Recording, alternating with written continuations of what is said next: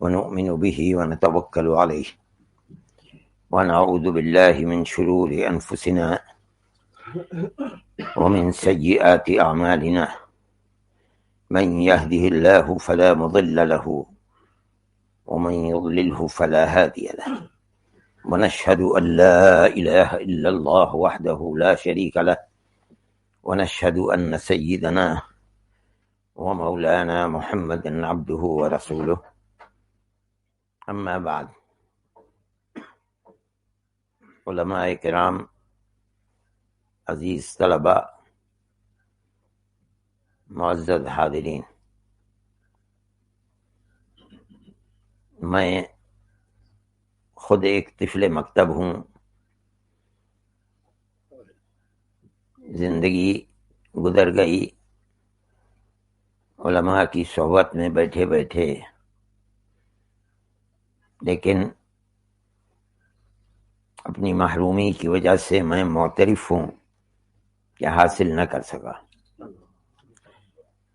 آپ حضرات کے سامنے میں کوئی بات کہوں،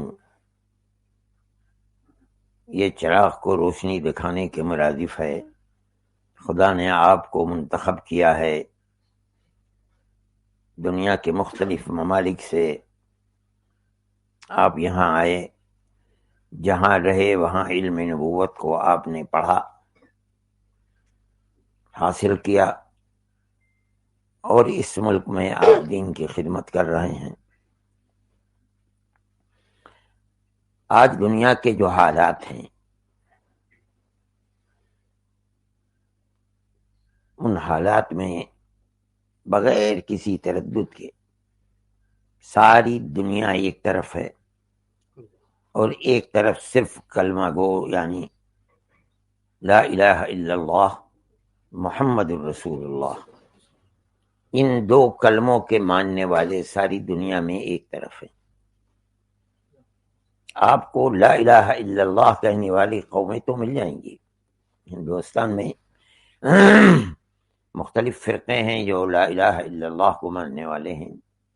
سکھوں کے یہاں شرک نہیں ہے. ہمارے ملک میں ایک طبقہ ہے جینی، بہت دولت مند لوگ ہیں، ان کے یہاں شرک باللہ نہیں ہے، لیکن محمد رسول اللہ کو ماننے والا کوئی نہیں ہے. یہی وہ دو کلمے ہیں جو آپ حدیث کے اندر جگہ جگہ پڑھتے ہیں. من قال لا الہ الا اللہ دخل الجنہ. لوگ غلطی میں ہیں، ہندوستان میں بھی ایسے لوگ ہیں جو صرف توحید خداوندی کے عقیدے کو کافی سمجھتے ہیں جنت میں داخلے کے لیے، مگر عنوان ایک ہے، معنون اس کے دو ہیں. کہا جاتا ہے لا الہ الا اللہ، جس نے کہا دخل الجنہ، لیکن مطلب اس کا یہ نہیں ہے تنہا توحید خداوندی کو ماننے والا دخل الجنہ نہیں. اس ایک لفظ کے معنون دو ہیں، لا الہ الا اللہ محمد رسول اللہ. جس ذات والا صفات نے اس توحید خداوندی کو لا کر تمہیں دیا ہے اور یہ بتایا ہے کہ نجات کا راستہ یہی ہے، اس کے سوا کوئی اور راستہ نہیں ہے، اس ذات خداوندی اس ذات خداوندی کو پہچانوانے کے لیے جو ذات آئی ہے اس کی رسالت کا بھی ماننا. ان دو چیزوں کو مان کر عنوان ایک دیا گیا. اس چیز کو مانیں، آپ سمجھیں. اور حدیث کے اندر بھی آپ کو یہ چیز ملے گی. آپ کے پاس وفد آیا تو آپ نے امرہم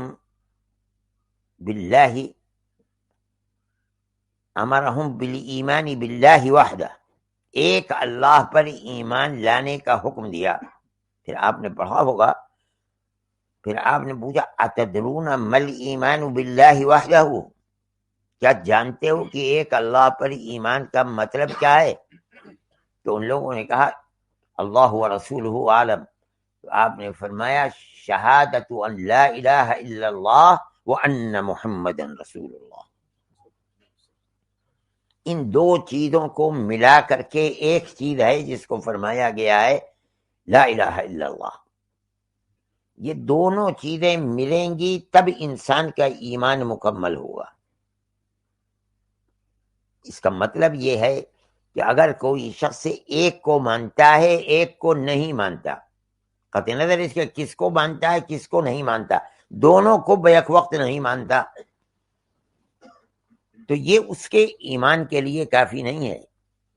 وہ ایمان جس کے ہوتے ہوئے آدمی جہنم سے آزاد ہے، جس کے ہوتے ہوئے آدمی مومن ہے اللہ کی جنت میں جائے گا، وہ ایمان ان دو چیزوں سے مل کر ایک بنا ہے۔ میں اس لیے اس پر زور دے رہا ہوں کہ آج کی ساری دنیا کے اندر لا الہ الا اللہ محمد الرسول اللہ کو ماننے والے ایک طرف کھڑے ہیں، اور جو ان دونوں کو نہیں مانتا یا دونوں میں سے ایک کو مانتا ہے ایک کو نہیں مانتا، وہ سب دوسری طرف کھڑے ہوئے ہیں۔ دونوں کو ماننے والے ایک طرف ہیں، اور دونوں کو نہ ماننے والے انہی کے ساتھ وہ ہیں جو ایک کو مانتے ہیں ایک کو نہیں مانتے، وہ بھی ان کے ساتھ کھڑے ہوئے ہیں۔ یہ ایک ایسی صورتحال ہے کہ میں نہیں جانتا ہوں کہ شاید اس سے پہلے دنیا کے اندر اس قوت کے ساتھ ہے تو یقیناً زمانہ نبوت کے اندر بھی قرآن بار بار کہتا ہے یریدون ان یطفئوا نور اللہ بافواہہم ویأبی اللہ الا ان یتم نورہ ولو کرہ الکافرون۔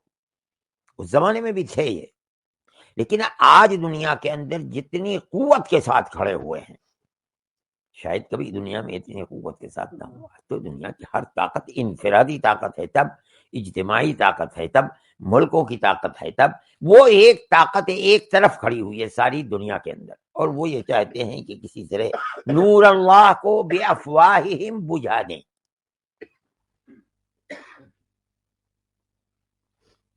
اس وقت تک وہ اس کے اوپر قادر نہیں ہو سکے۔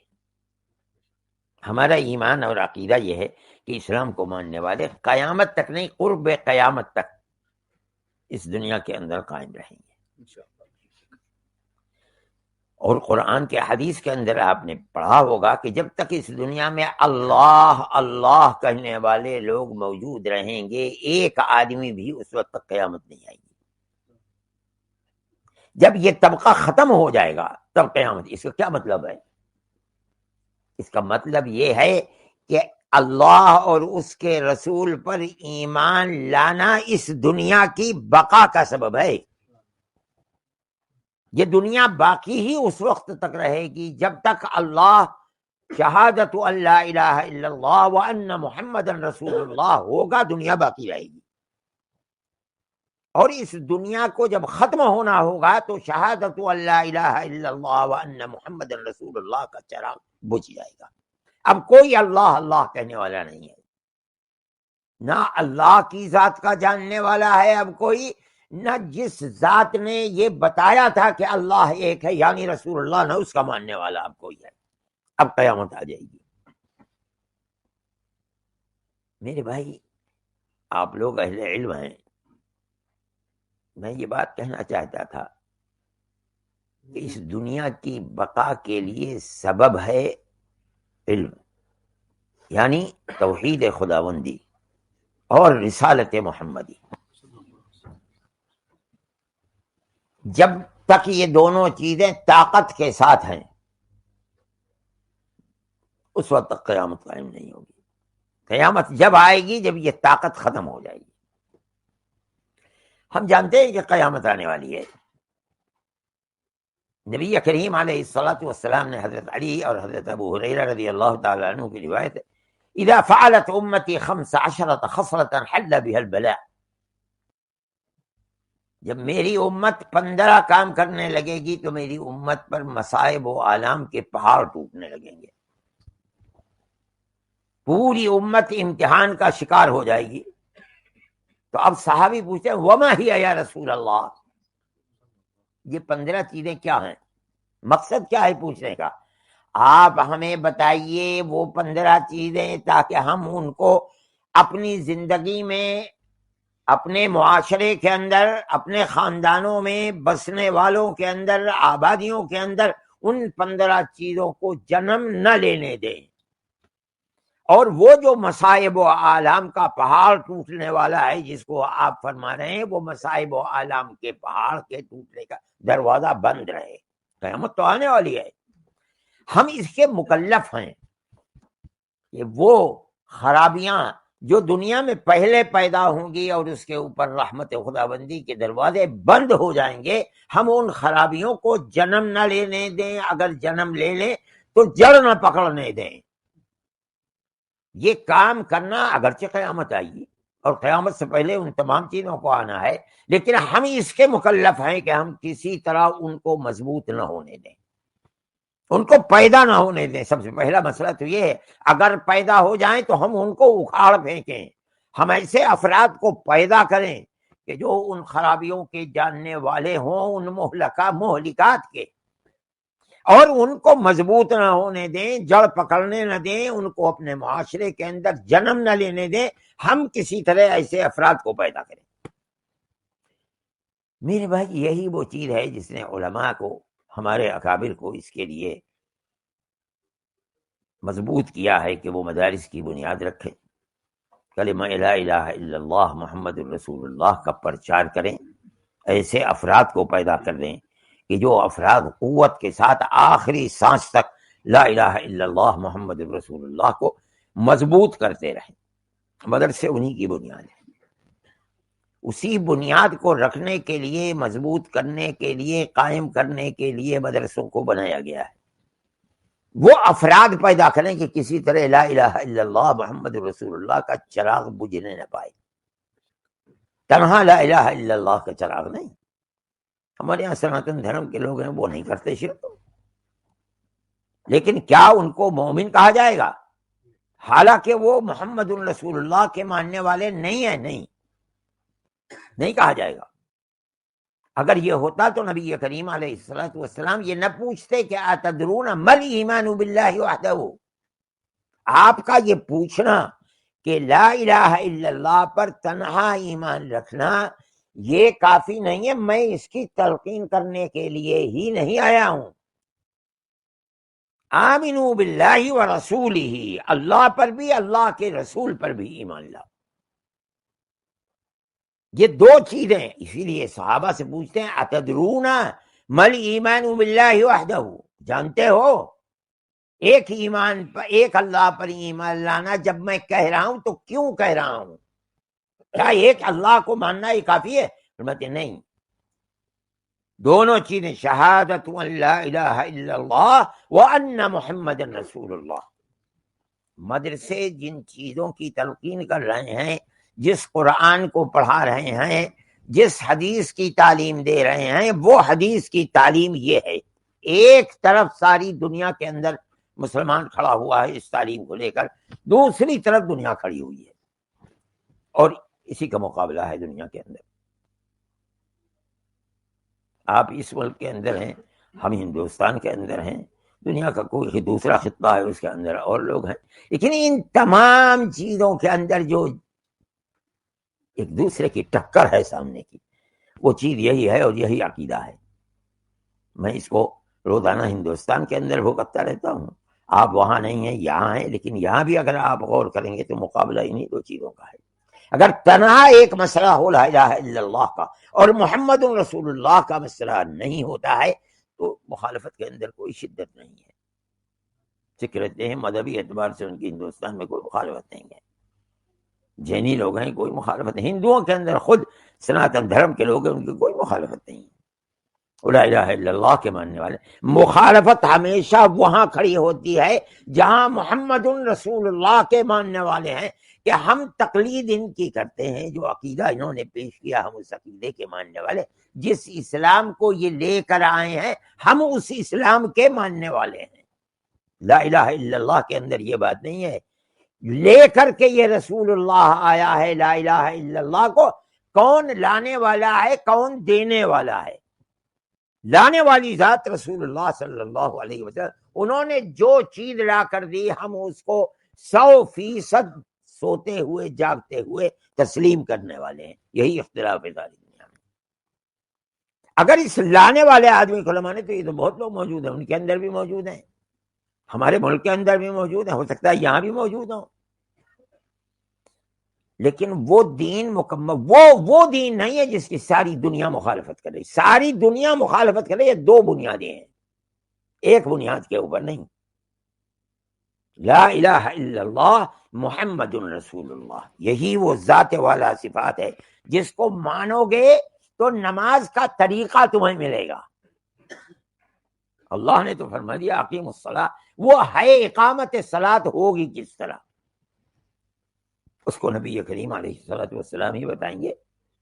آپ 23 سال دنیا میں زندہ رہے نبوت کے ساتھ، اور معراج کے بعد جب نمازیں آئیں تو اب نماز کا حکم ہو گیا. نماز پڑھی کیسے جائے؟ ساری مدنی زندگی کے اندر، مکی زندگی میں معراج کے بعد آپ نماز پڑھتے رہے، پڑھاتے رہے. یہ وہ چیز ہے جس کو رسول اللہ لے کر کے آئے ہیں. حج کا حکم قرآن نے دے دیا، حج کیا کیسے جائے؟ یہ وہ چیز ہے جس کو رسول اللہ لے کر آئے ہیں. آپ حج فرما رہے ہیں اور یہ فرماتے ہیں خذوا عنی مناسککم، حج کے طریقے احکام تم مجھ سے لے کر سیکھتے رہو ایک ایک آدمی. لعلی لا احج بعد حجتی، ہے ہو سکتا ہے کہ اس حج کے بعد پھر میں کبھی کوئی حج نہ کر سکوں.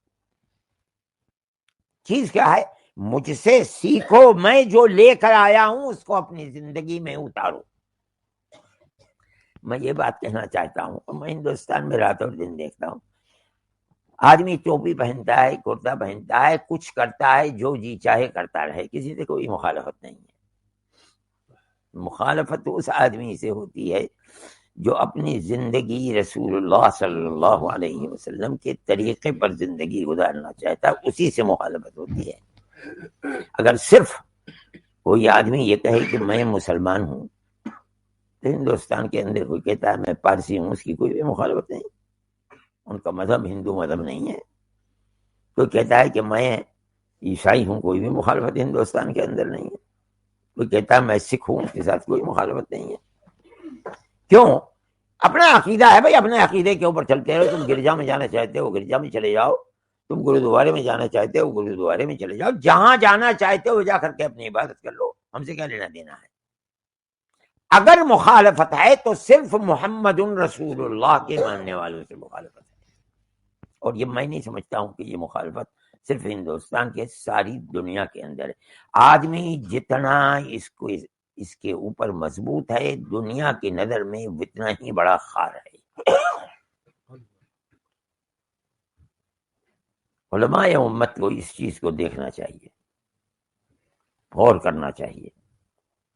تنہا اس سے کہ آپ کا عقیدہ کیا ہے، آپ ایک اللہ کو مانتے ہیں یا 10 اللہ کو مانتے ہیں، کوئی نہیں آپ سے پوچھتا. آپ کی پکڑ، آپ کی مخالفت جہاں ہوگی وہاں محمد رسول اللہ کے اوپر ہوگی. مگر آپ اگر دنیا میں کامیاب ہو سکتے ہیں تو اس کی بنیاد صرف ایک ہے، زبان سے محمد رسول اللہ کہنا نہیں ہے.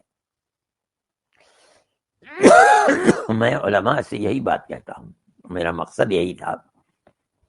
محمد رسول اللہ کہہ کر رسول اللہ صلی اللہ علیہ وسلم کی مکمل زندگی کو، آپ کی صورت کو، آپ کی سیرت کو اپنی زندگی میں اتارنا، یہی دراصل بنیاد ہے محمد رسول اللہ کی.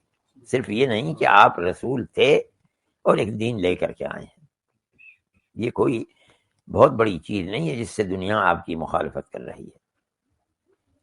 سب سے بڑی بنیادی چیز یہ ہے کہ اس کے ساتھ ساتھ آدمی نبی کریم علیہ الصلوۃ والسلام جن کی رسالت کا قائل ہے، ان کی زندگی کو اپنی زندگی کے اندر اتارے، جس کو اتباع سنت کہا گیا ہے. یہ علماء امت کا فیصلہ ہونا چاہیے اپنی زندگی کے لیے.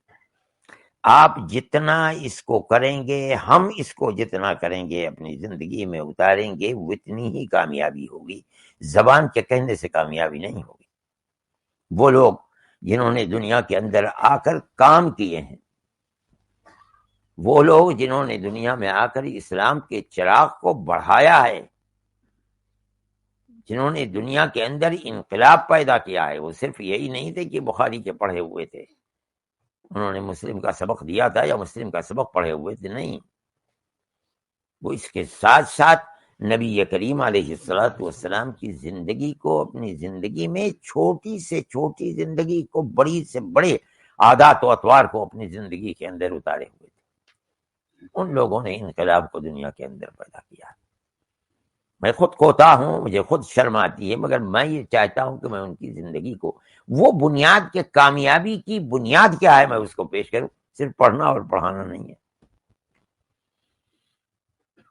ان کی وہ زندگی جس کو انہوں نے بنایا تھا، اور وہ زندگی تھی اتباع سنت کی زندگی. اتباع سنت تنہا اس چیز کا نام نہیں ہے کہ آپ اللہ کے نبی نماز پڑھا کرتے تھے، نماز پڑھ لیں. اللہ کے نبی حج کیا کرتے تھے، آپ نے حج کیا، انہی کے طریقے پر حج کر لیں، آپ روزہ رکھ لیں. یہی نہیں ہے.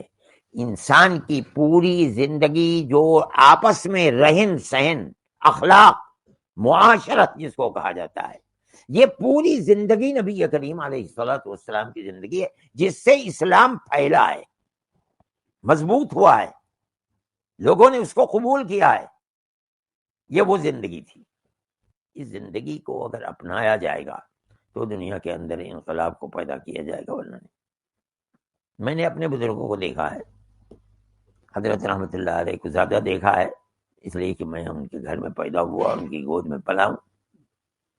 میں نے حضرت رائے پوری کو بھی دیکھا ہے، میں نے حضرت شیخ الحدیث مولانا زکریا صاحب کو بھی دیکھا ہے. ان کے دیکھنے والے لوگ ابھی بہت موجود ہوں گے. ان لوگوں کی زندگی صرف یہی نہیں تھی کہ جاتے تھے بخاری کو پڑھا دیتے. حضرت رائے پوری تو یہ بھی نہیں جانتے تھے، بخاری بھی نہیں پڑھاتے تھے، وہ تو مدرسے کے آدمی تھے ہی نہیں. پڑھ لیا تھا لیکن وہ اپنی ایک خانقاہ کے اندر بیٹھے ہوئے تھے، لیکن زندگی ان کی اتباع سنت کی زندگی تھی، جس کو وہ اپنی زندگی کے اندر اتارے ہوئے تھے. میں نے ان سب لوگوں کو دیکھا. یہ نہیں کہ تنہا لوگوں کے سامنے، اپنی گھریلو زندگی ہے تب، لوگوں کے سامنے ہے تب. میں نے حضرت رحمت اللہ علیہ کی زندگی کو دیکھا. میں اس واقعے کو بیان کیا کرتا ہوں. حضرت سہارنپور کی جیل میں تھے، وہاں ہندو بھی تھے، مسلمان بھی تھے. ملک کی آزادی کے لیے جو لوگ کام کر رہے تھے تنہا مسلمان نہیں تھے، اور اسی سلسلے میں جیل بھی گئے تھے. ایک سہارنپور کے آدمی تھے جو جیل میں تھے، روزانہ اٹھتے بیٹھتے تھے، آتے تھے، بات چیت کیا کرتے تھے. 2 دن 3 دن سہارنپور کے وہ آدمی آئے نہیں. حضرت نے ان کے کسی ساتھی سے پوچھا کیا وہ بیمار ہیں، کیا بات ہے، کیوں نہیں آ رہے ہیں؟ مطلب یہ ہے کہ اگر بیمار ہیں تو اجازت لے کر کے جیلر سے اور جائے ان کی مزاج پرسی کریں. تو انہوں نے جا کر کے کہا کہ بھئی کیا بات ہے، مولانا پوچھ رہے ہیں. تو وہ آئے. جو نہیں آ رہے تھے وہ ان کے پاس آئے اور آ کر کہنے لگے کہ مولانا میں آپ کے پاس نہیں آؤں گا. اگر میں آؤں گا تو مجھے یہ ڈر لگتا ہے کہ کہیں میں آپ کے اخلاق سے متاثر ہو کے اپنے مذہب کو نہ چھوڑ دوں، اور میں مذہب چھوڑنا نہیں چاہتا ہوں. آپ کی اتباع سنت صرف نماز روزے ہی کے اندر نہیں ہے، یہاں بھی ہے، لیکن معاشرت جس کی تعلیم دیتا ہے اسلام، جو اصل سبب ہے اسلام کے پھیلنے کا. جو لوگ ابتدا میں مسلمان ہندوستان میں پہنچے تھے کیرلا کے اندر، وہ کہتے 10 20 25 50 100 200 500 آدمی ہوں گے زیادہ سے زیادہ، جو کشتیوں میں بیٹھ کر کے کاروبار کے لیے گئے تھے. ان کے پاس کوئی طاقت نہیں تھی، ان کے ہاتھ میں تلوار نہیں تھی، تیر و تفنگ ان کے پاس نہیں تھے. وہ جس چیز کو لے کر کے گئے تھے وہ اخلاق اور معاشرہ، رہن سہن کس طریقے پر ہو، اس کو دیکھا. لوگوں نے کہا کہ اس مذہب کے ماننے والے، جو یہ لوگ جس مذہب کے، وہی مذہب اصل میں انسانیت کا مذہب ہے. لوگوں نے اسلام کو قبول کر لیا، بادشاہوں نے قبول کر لیا. یہ تمام کی تمام چیزیں وہ ہیں جو معاشرت ہیں. عبداللہ بن مسعود رضی اللہ تعالیٰ عنہ فرماتے لو ترکتم سنت نبیکم لضللتم. اگر تم نے اپنے نبی کے طور طریقے، یعنی ان کی سنتوں کو چھوڑ دیا، ان کے طریقوں کو چھوڑ دیا، تم گمراہ ہو جاؤ گے. علماء کے لیے سب سے بڑی چیز یہ ہے کہ وہ طریقے کیا ہیں نبی کریم علیہ السلام، انہوں نے پڑھا ہے. اس کے اندر صرف ہے نہیں معاشرت، ایک دوسرے کے ساتھ کہے، چاہے وہ کسی بھی مذہب کا ماننے والا ہو. یہ نہیں کہ مسلمان صرف مسلمان ہی کے ساتھ حسن معاشرت کو اختیار نہیں. ہندو ہو، مسلمان ہو،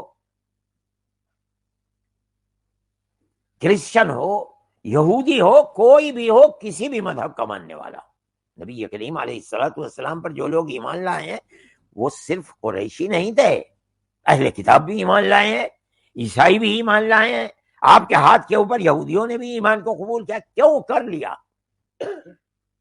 آپ کو بہت سی جگہوں پر یہ معلوم ہوگا کہ آپ نے کسی سے کہا بھی نہیں کہ اسلام لے آؤ. آئے، آپ کی باتوں کو سنا اور سن کر کے ایمان لے آئے. یہی فیصلہ کرنا تھا کس چیز سے کریں کہ یہ نبی تعلیم کس چیز کی دیتا ہے، اس کے اخلاق کیا ہیں. آپ کی زبان مبارک سے وہ کلمات سنے، فیصلہ کر لیا کہ یہ تعلیم دینے والا جھوٹا نہیں ہو سکتا. یہ بنیاد تھی. اپنی زندگی کے اندر اسلام، شعائر اسلام، رسول اللہ صلی اللہ علیہ وسلم کا طور طریقہ، سنتوں کو اتارنا. جب تک یہ نہیں ہوگا اس وقت تک نہ استحکام مانا جائے گا، نہ دنیا کو آپ سے کوئی اختلاف ہے. کتنے مسلمان ہیں جو شراب پیتے ہیں، جوا کھیلتے ہیں، انہی کے ساتھ رہتے ہیں، انہی کے طریقے پر رہتے ہیں. کس کو کس سے اختلاف ہے؟ کوئی اختلاف نہیں ہے. مدارس کی چھان بین ہوتی ہے کہ یہ کیا پڑھا رہے ہیں. مدارس پڑھانے والوں کو دیکھا جاتا ہے یہ کیا کر رہے ہیں. اختلاف در حقیقت صرف اس سے نہیں ہے کہ میں مسلمان ہوں، اختلاف اس چیز سے ہے دنیا کو کہ ایک طرف دنیا کھڑی ہوئی ہے یہ محمد رسول اللہ کو اپنی زندگی کے اندر اتارتے کیوں ہیں. اسی کو تشدد کہا جاتا ہے، مگر یہ تشدد نہیں ہے. ہمارا تو ایمان اور عقیدہ ہے کہ موت کے بعد وہ دیوار جو مومن اور جہنم کے درمیان میں کھڑی ہوگی، وہ دیوار کھڑی ہی ہوتی ہے محمد رسول اللہ کے بعد. اور اگر نہیں مانتا، ان کو اپنی زندگی میں نہیں اتارا ہے، تو وہ دیوار نہیں کھڑی ہو پائی. میں نے حضرت رحمت اللہ علیہ کو دیکھا، ان کی زندگی کے اندر اللہ نے عجیب کیفیت دی تھی. کسی کو میں نے دوسروں کو اتنے قریب سے نہیں دیکھا. اب رمضان آنے والا ہے، حضرت رحمت اللہ علیہ کی زندگی رمضان میں عجیب و غریب زندگی تھی. میں نہیں جانتا ہوں کہ دنیا میں کوئی آدمی ہو زندگی. نبی کریم علیہ الصلوۃ والسلام، یہ لوگ تو حدیث و قرآن کے جاننے والے تھے، اپنی زندگی میں اتارے ہوئے تھے. راتوں کو اٹھتے تھے، بار بار اٹھتے تھے، بار بار سوتے تھے. حدیث کے اندر یہی آتا ہے. کھانا کھاتے تھے، مغرب کے بعد لیٹ جاتے تھے، آدھا گھنٹہ، پون گھنٹہ، 1 گھنٹہ، جیسی رات ہے. اور اس کے بعد پھر اٹھتے تھے، وضو کرتے تھے. وضو کرنے کے بعد تراویح کے لیے چلے جاتے تھے. تراویح کے بعد مہمانوں کے ساتھ تھوڑی دیر بیٹھتے تھے، جو ذاکر و شاغل ہوتے تھے ان کی باتوں کو سنتے تھے، پھر جا کر کے سو جاتے تھے. پھر گھنٹہ 1.5 گھنٹے کے بعد اٹھتے تھے، پھر اس کے بعد وضو کر کے تہجد جماعت کے ساتھ ہوتے تھے، آ کر کے قرآن پڑھنا شروع کر دیتے تھے. قرآن پڑھ کر کے فوراً آخری وقت کے اندر سلام پھیرا جاتا تھا، دسترخوان بچھے رہتے تھے، فوراً خود بھی بیٹھ گئے، مہمان بھی بیٹھ گئے، کھایا، اور اس کے بعد فوراً اذان ہو گئی فجر کی. اذان کے بعد پھر جا کر کے لیٹ گئے. 10 15 20 منٹ 25 منٹ آدھا گھنٹہ لیٹے، پھر اٹھے اور اٹھ کر کے وضو فرمایا، آ کر کے باہر جماعت کے ساتھ نماز پڑھائی. نماز پڑھنے کے بعد پھر چلے گئے، جا کر کے لیٹ گئے. 8 10 9 10 بجے تک سوئے، اور اس کے بعد پھر اٹھ کر کے قرآن پڑھنا شروع کر دیا. قرآن پڑھتے تھے، پھر جو سالکین ہوتے تھے ان کے پاس آتے تھے، ان کے ذکر کو دیکھتے تھے، ان سے تلقین کرتے تھے، ان کو بیعت کرنے ہونے والے جو ہوتے تھے انہیں ساری ایک زندگی تھی ہر وقت کی، اوپر سے لے کر کے نیچے تک ہر چیز اتباع سنت کے اندر. اور مجھے بڑی حیرت ہے، مجھ کو فرمایا موت اسی دن انتقال ہو گیا.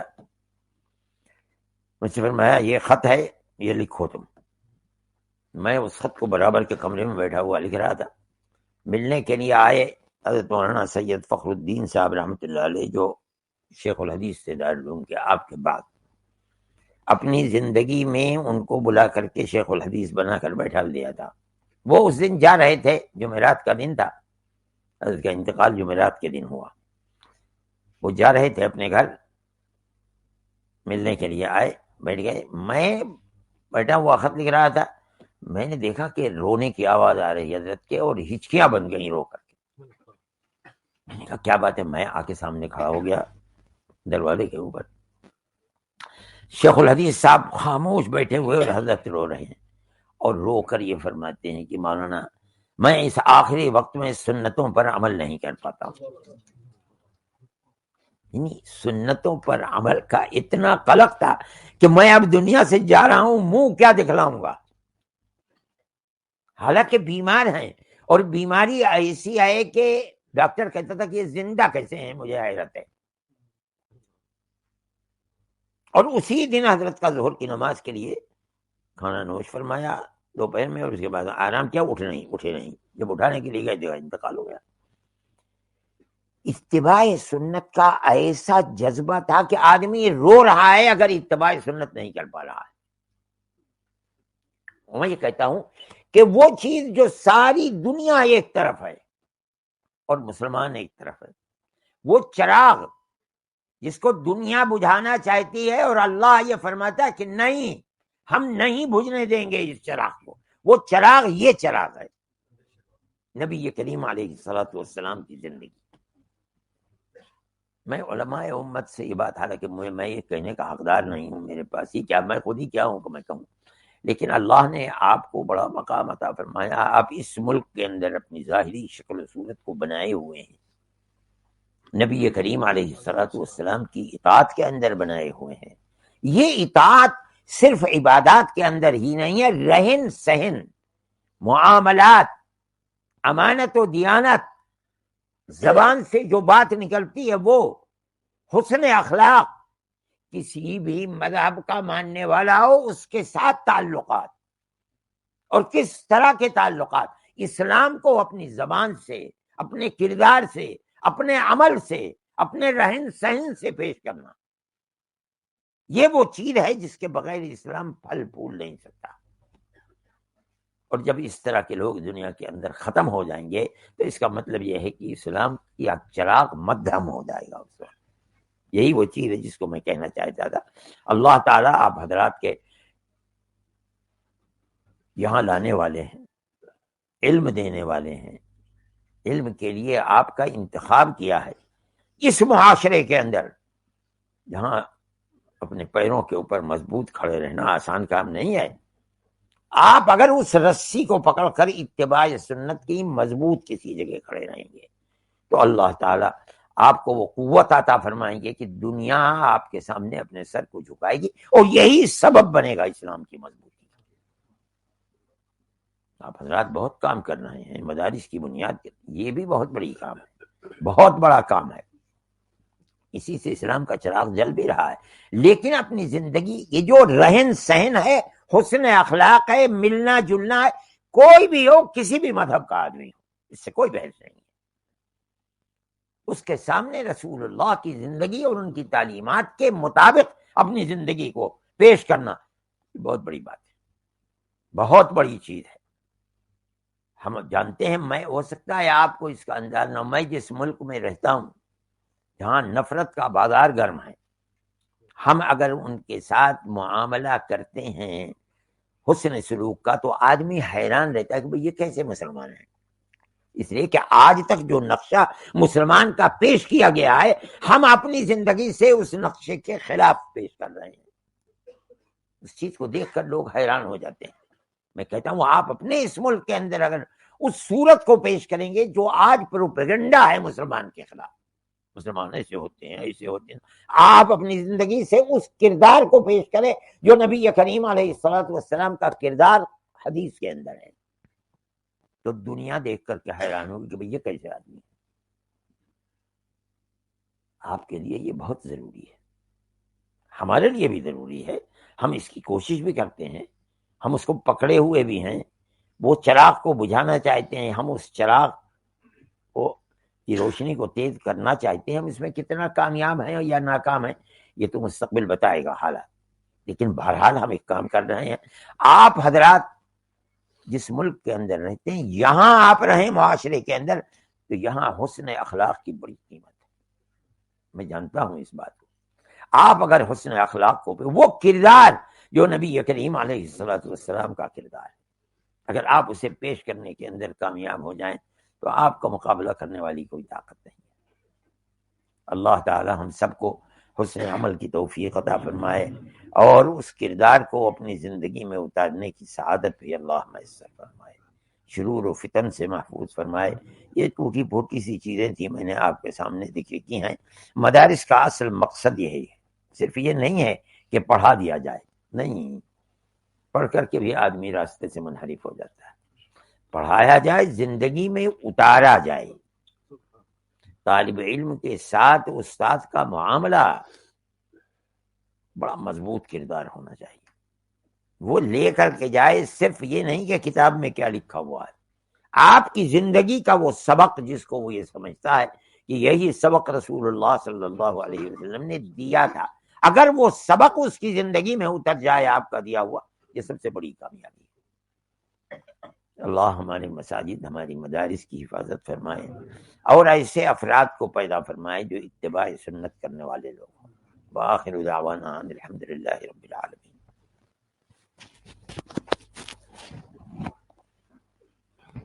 اللهم إنا نشهدك أنت الله لا إله إلا أنت الأحد الصمد الذي لم يلد ولم يولد ولم يكن له كفوا أحد. اللهم صل على سيدنا عبدك ورسولك محمد النبي الأمي وعلى آله وأصحابه وأهل بيته وبارك وسلم كما تحب وترضى عدد ما تحب وترضى. اللهم إنا نسألك الهدى والتقى والعفاف والغنى يا إله العالمين. اللهم إنا نعوذ بك من دعاء لا يسمع ومن قلب لا يخضع ومن علم لا ينفع ومن نفس لا تشبع، من هؤلاء الأربع يا إله العالمين. اللهم إنا نسألك موجبات رحمتك وعزائم مغفرتك والسلامة من كل إثم. اللهم لا تدع لنا ذنبا إلا غفرته ولا هما إلا فرجته ولا دينا إلا قضيته ولا مريضا إلا عافيته ولا حاجة من حوائج الدنيا والآخرة لك فيها رضا إلا قضيتها يا إله العالمين. اے پروردگار ہماری اس مجلس کو قبول فرما، اے اللہ اتباع سنت کی توفیق عطا فرما، رسول اللہ صلی اللہ علیہ وسلم کی اطاعت کی سعادت میسر فرما۔ اے اللہ آپ نے علم دیا ہے تو اے پروردگار اس پر عمل کی سعادت بھی میسر فرما۔ اے پروردگار اپنی خشیت پیدا فرما، نبی کریم علیہ الصلوۃ والسلام کی اور اپنی محبت ہمارے دلوں کے اندر پیدا فرما، رسول اللہ صلی اللہ علیہ وسلم کی اطاعت کی سعادت میسر فرما، ہماری زندگی کو بھی دنیا کی آباد فرما، قبر کی منزل کو بھی آسان فرما اور ہماری آخرت کو بھی کامیاب فرما۔ اے پروردگار ہم جمع ہوئے ہیں، ہمارے جمع ہونے کو قبول فرما۔ اے اللہ اس مدرسے کی بھی حفاظت فرما، ترقی عطا فرما اور ہمارے تمام مدارس اسلامیہ کی حفاظت فرما، ساری دنیا میں ہماری مدد فرما۔ اے اللہ آپ نے ہمیں اپنے فضل و کرم سے اسلام عطا فرمایا ہے، اس اسلام کی حفاظت عطا فرما، ایمان میں قوت پیدا فرما، شرور و فتن سے محفوظ و مامون فرما، اپنے دین کی خدمت کے لیے قبول فرما، ہمیں اپنے بزرگ اور سلف صالح کی اقتداء کی توفیق عطا فرما، ان کے نقوش قدم پر چلنے کی سعادت میسر فرما۔ اے اللہ چند دنوں کے بعد مبارک مہینہ آ رہا ہے، اے اللہ اس مہینے میں کما حق ہو اپنی عبادت کی توفیق عطا فرما، زیادہ سے زیادہ قرآن پڑھنے کی سعادت میسر G S herbal wholesale Ayurvedic ادویات کا قابل اعتماد مرکز، تجارت کے خواہش مند حضرات کو ہم مکمل ٹریننگ دیتے ہیں، ہمارے ساتھ تجارت کر کے بھرپور پیسہ کمائیں۔ علماء کرام، حفاظ، ڈاکٹرز اور میڈیکل والوں کے لیے خصوصی رعایت، تفصیلات کے لیے ابھی رابطہ کریں۔